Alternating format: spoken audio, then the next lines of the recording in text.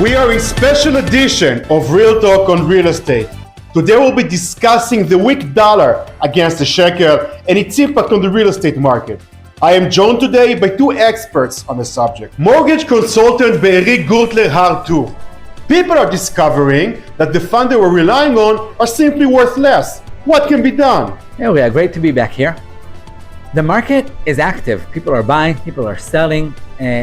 I think that what we see is that despite the low dollar, the effect of the rising anti-Semitism and the strength of the Israeli economy, and in particular, the Israeli real estate market, keeps buyer coming and coming.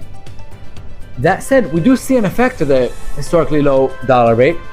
It affects those who have bought and counted on future shekels at a certain value to their dollars, who are now need to bring in more capital from home, more cash from home, or take larger mortgages. And mostly those who for the last decade or two have been saying that the Israeli real estate prices are way too high. Let's wait another year. Let's wait until the prices cool down. So now all those people who were never committing are now priced out. But those who are committed to buying have been buying consistently over the last 20 years, and the dollar high, the dollar low, didn't seem to really make a huge effect. You mentioned to me before that the current situation also creates opportunities for buyers. Could you elaborate? Yeah, I have a client who's been an investment banker for JP Morgan for 25 years. And he's buying a place in Israel because he's buying a place in Israel.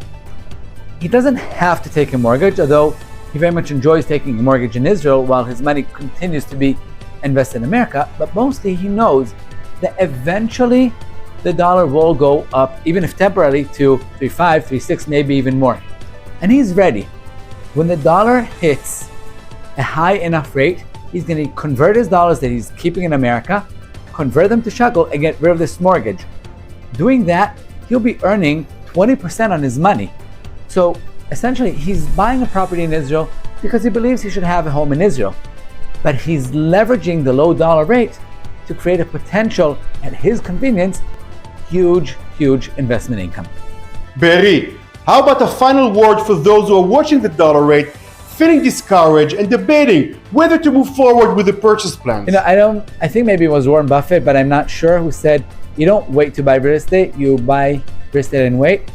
Anyone who waited to buy real estate in Israel over the last nearly 20 years grew to regret it. So did I.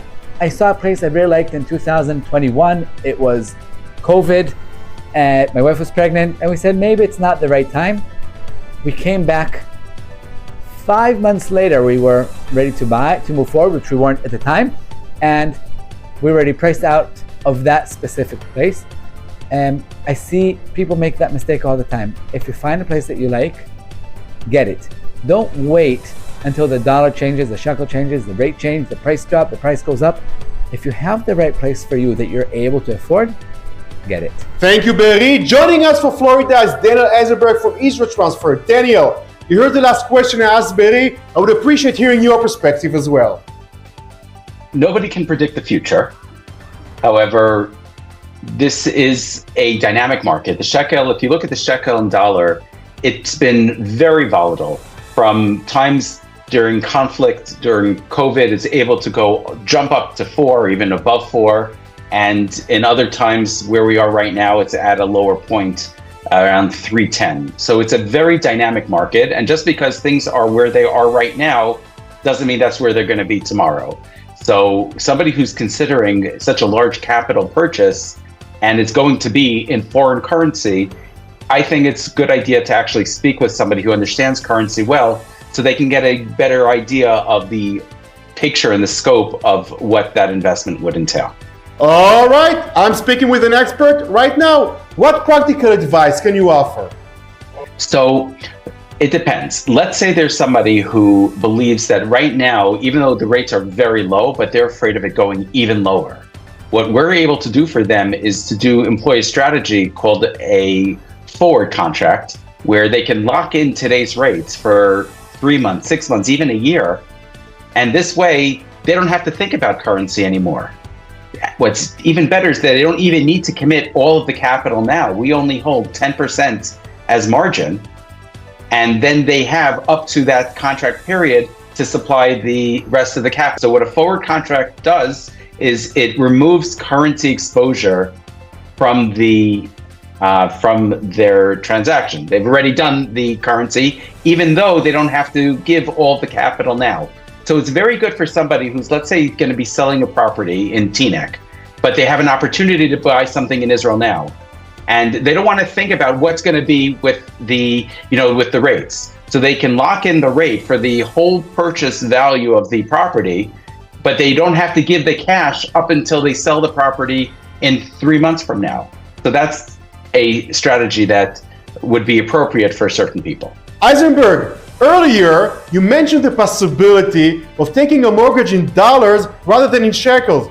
Could you expand this option? Right. So I don't originate mortgages. That's best to discuss with a mortgage advisor, but that is a strategy somebody can do as well, whereby that they have their debt obligation in dollars and not in shekels. So it's a way of hedging the currency exposure risk. So instead of it being purely a shekel concern, they could do a mortgage that's a dollar-based mortgage and be able to not have the currency aspect in that way.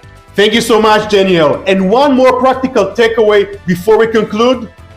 I am actually in Florida right now speaking with, giving presentations in different areas about this topic. So what I spoke about last night was for, again, it's not for everybody, but for somebody who's concerned with where currency is now.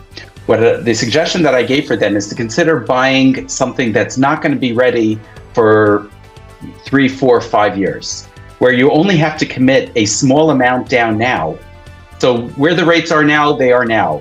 But a person might only have to put down 10 or 20%, and they have 80% that's going to be waiting for 3, 4, 5 years. That gives opportunity for that capital to grow while they're able to leverage the value of the whole property, even though it hasn't been, they've only put in that small down payment. But again, we don't know what's going to be, but for the past 10, 15 years, there's been a appreciation in the property while it's under construction.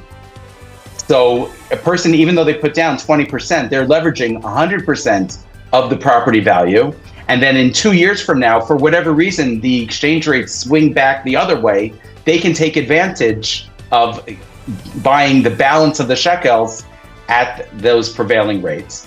Or they might be able to take a mortgage when the mortgage rates come down, exchange rates change. And that's another way of hedging the risk. There's always risk when it comes to property purchase. There's always exposure, but very often when they have more information, they're able to sleep better at night, and they're able to understand what's the opportunity cost from doing one versus another. Thank you, Beeri. Thank you, Daniel. I personally learned a great deal today. For more information, you're welcome to contact Beeri or Daniel using the details provided below.